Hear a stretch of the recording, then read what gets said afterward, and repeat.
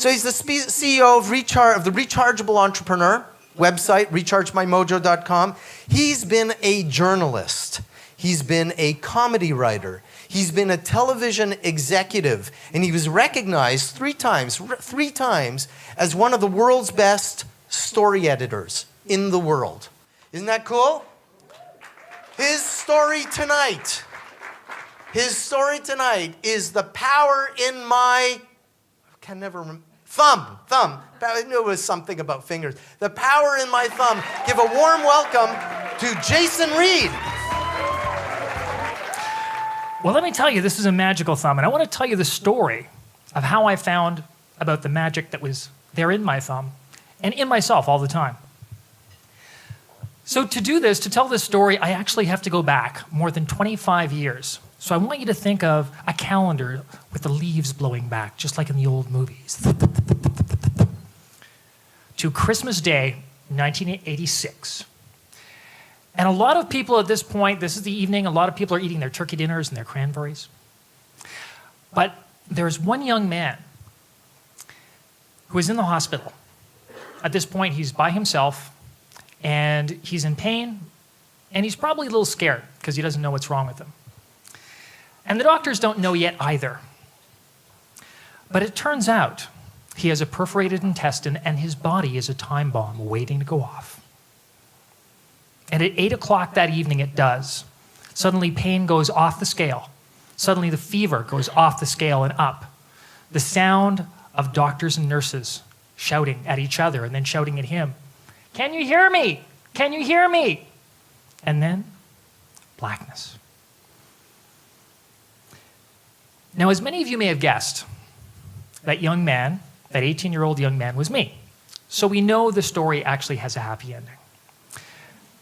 But the journey is really interesting.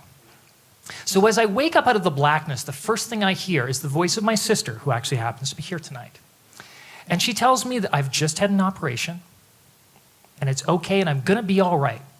So I'm thinking, whew, that's good. But then I realize it's not quite okay, because as I go to speak to her, I realize I can't speak. And I realize I can't move. And I'm suddenly aware of all this noise of machines going ping and beep and and I realize that all of these machines are attached to me, my arms, my legs. And I realize the reason I can't speak is that I have this hard plastic tube down my throat called a respirator that's breathing for me. So I can't even move my head. All I can do is sit there and stare at the ceiling. And on that ceiling, burned into my retinas still 25 years later and burned into my mind, is a fluorescent light. And I would stare at that fluorescent light for days on end. And if that wasn't bad enough, the weird thing is, when you're in intensive care, there's no windows. And the lights are on full blast all the time. So you never know what time it is. When I had blacked out, I didn't realize, had I been gone a day or 2 days? Was I in a coma? And even if I take a snooze, my little morphine haze, if I take a snooze, I don't know if I've slept for 2 minutes, 2 hours, 2 days. I can't ask anyone. I can't see a clock. So I thought, oh my goodness, I'm not worried about my physical health. I'm worried about my mental health because, man, I'm going to go crazy. And after a day or two, I thought I was going crazy. And the reason I knew I was going crazy was my dreams. Because, when I was a normal, healthy 18-year-old man, I would dream about naked women, right? And, for those of you who have 18-year-old boys at home, I'm really sorry, but when they go to bed at night, they're thinking about naked women too. In fact, I can pretty much guarantee they're thinking about naked women right now. And actually, so am I. But it's okay because we're men and we can multitask, right?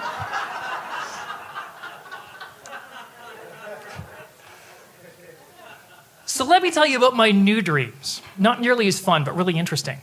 Long before the term food porn was coined, I was having dreams about eating these cheeseburgers, these magnificent cheeseburgers that were so perfect you would only see them on a TV commercial.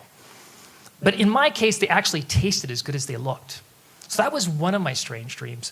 One of the other ones was running through this valley with the mountains on both sides and being able to breathe in all of this really fresh, clean air. And the third one, which is the weirdest one, was I'd be sitting at a desk and I'd be surrounded by calendars. So I always knew what date it was. And clocks and watches all going. And I could look down and I'd know to the second what time it was. That's how pathetic my life had become. I was fantasizing about being able to tell the time, about eating, and about breathing. So I thought to myself, I'm not worried about my physical health, I'm worried about going crazy. So I needed some sort of a goal. And when my parents came in, I realized what that goal had to be. Because I could tell by their voices that they were really scared. Because they knew, and I didn't know this at the time, but they knew that things weren't as okay as maybe I'd been led to believe. That it was still pretty dicey, and they were worried about losing me. So I thought, I've got to cheer them up. But how do I do it? I can't move, I can't speak. But then I realized I actually could move my hand and my thumb. And I thought, well, I can give a thumbs up or a thumbs down. That's kind of communicating, right? It's what I got. Let's give it a shot. So I remember hearing my parents come in, and before they said anything to me, I knew they were in there because of the sound of their footsteps. I had my thumb out like that. And I could hear suddenly my dad give this sigh, and I could hear all of the stress just kind of leave his body in this breath. And he turned to my mom and said, well, look who's happy to see us. I thought, wow, I just totally changed their state from fear to hope, happiness, with just my thumb. And as days went by, people realized they could communicate with me, and I could give them a thumbs up or a thumbs down. And it's really weird how funny you can be when you're lying in there, and this is the only thing you can do, right? So my sister would come in and say, well, how are you today? And I'd be like this. And she'd go, so do you miss the hospital food? Hey, you got a pretty nurse this morning. So, I had people laughing, and eventually I had the doctors and nurses laughing too, because they'd be having conversations. They weren't expecting me to speak, but I'd give my, opinion on what they were talking about. And this was incredibly powerful because you have to understand in intensive care, the unit has all of these little rooms. There's like a dozen little rooms, and there's people dying in these rooms, and you can actually hear the sobs of the families that are losing, their loved ones. But in this one little room, people are actually laughing, and they're happy. And even though it seemed like forever that I was in there, I was amazed.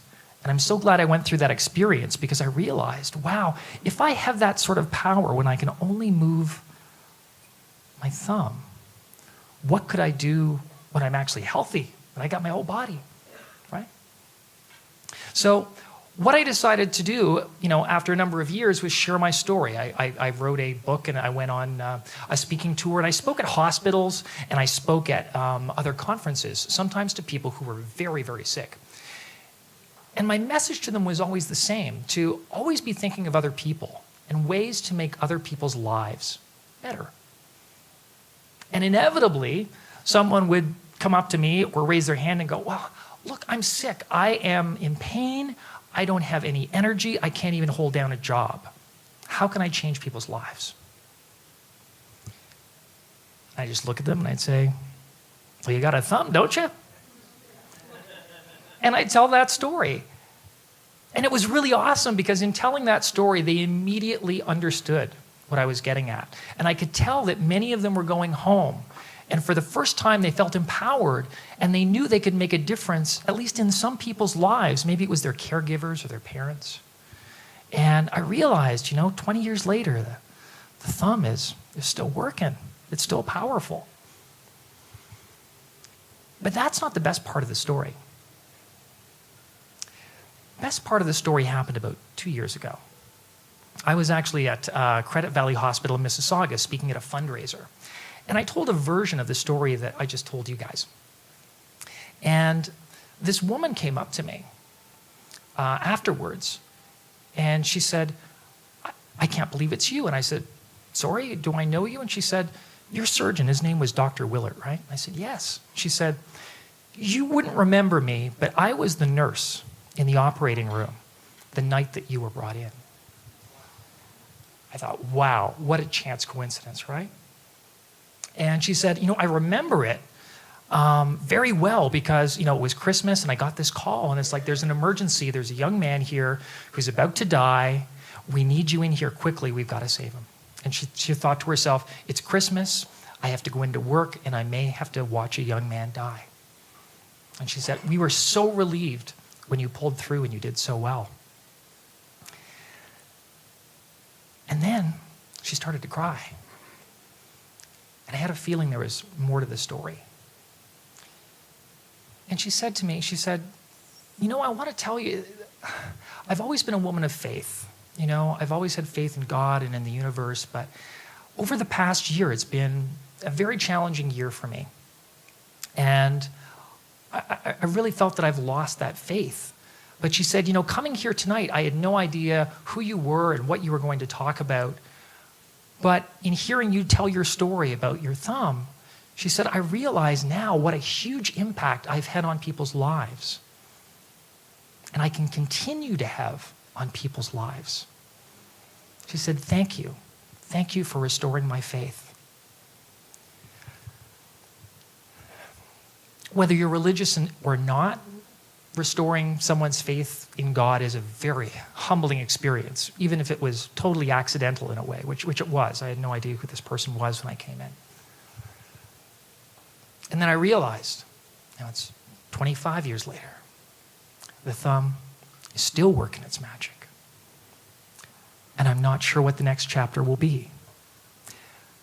But what I want to leave you guys with is a question that I ask myself now every day, because I realize that I have this power to change people's lives. And so do you. So knowing that you have that power, no matter what your situation is, to change people's lives for the better, I want you to ask the question that I ask myself, which is, how will I use that power today? Thank you very much.